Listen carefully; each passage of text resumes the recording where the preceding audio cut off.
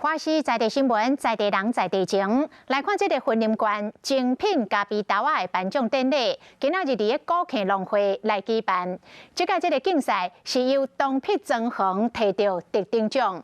馆长张立生嘛邀请到民众来参加到11月20要来举办的国际咖啡节，来品尝到在地好滋味。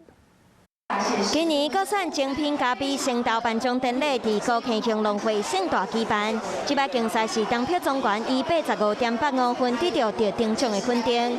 头家讲，因为伊的咖啡豆是伫石壁做生产，海拔破千，风土条件好，加上伊自身的管理方式，才会使出产品质这么好的咖啡豆。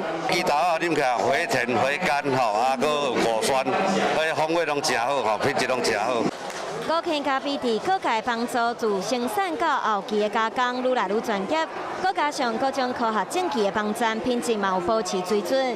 评审单位讲，今年参赛者平均的分数有82分，可见台湾的咖啡真正非常厉害。厌氧哈，农民都参数控制得非常准确，非常干净，非常的回甘，而且非常的具有古坑的特色啊哈。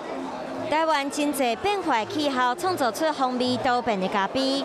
馆长张立生嘛，趁今仔日颁奖典礼来宣传下伫11月20举办的婚姻馆国际咖啡节，邀请民众做回来啉在地的好滋味。